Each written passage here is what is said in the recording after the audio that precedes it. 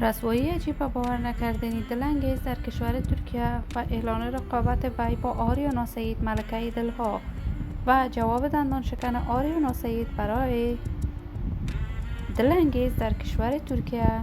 دلانگیز چرا شوهرش جدا شده است؟ توسط چه افرادی در ترکیه حمایت می شود؟ افشای حقایق و رازهای پشت پرده زندگی دلانگیز که اصلا باورتان نخواهد شد. من در این ویدیو پیرامون حقایق همین ماجرا خواهم پرداخت، پس در ادامه با کانال دنیا اینفو باشید.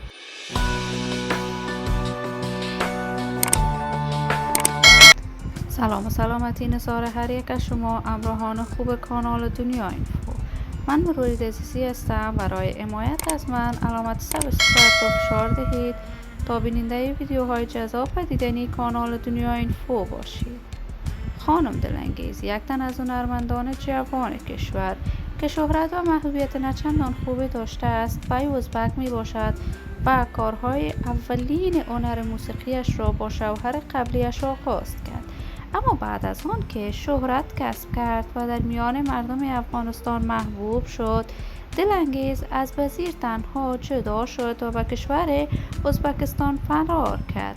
در کشور ازبکستان زندگی می کرد، اما با یک بارگی به کشور ترکیه با دخترانش سفر کرد. در کشور ترکیه برای کارهای هنریش برنامه‌های مختلف ساخت. وی اکنون کنسرت‌هایی برای دوستداران و طرفدارانش برگزار می‌کند. در محافل خوشی هموطنان افغانش اشتراک می‌کند. اما جالب اینجاست دلانگیز کاملا شکل و شمایل خودش را مانند آریانا سعید تغییر داده است که این کار وی باعث نقد و نظر شدید در صفحات مجازی شده است. این تازگی‌ها دلانگیز اعلان کرد که وی می‌خواهد با یک مرد پولدار در ترکیه ازدواج کند، اما رقابت وی با آریانا سعید کاملا برای وی نقدآور بوده است.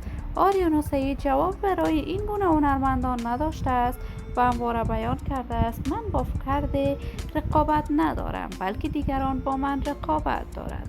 ولی ما آرزوی خوشبختی، موفقیت و سعادت برای تمامی این هنرمندان کشور از بارگاه عزت الله ازال تمنا داریم. در انتظار نشر تازه‌ترین کارهای هنری از این هنرمندان کشور خواهیم بود. دوستان نهایت ارجمند کانال دنیا اینفو، شما هم نظریاتتان را در بخش کامنت با من شریک بسازید. این ویدیو را با دوستداران و طرفداران بانو دلانگیز به اشتراک بگذارید. برای حمایت هرچه بیشتر از کانال دنیا اینفو علامت سابسکرایب را فشار دهید تا ویدیوهای دیگر کانال دنیا اینفو را از دست ندهید. تا درود دیگر تک تک از شما خوبان را به الله منان سپرده. موفق کامیاب باشید.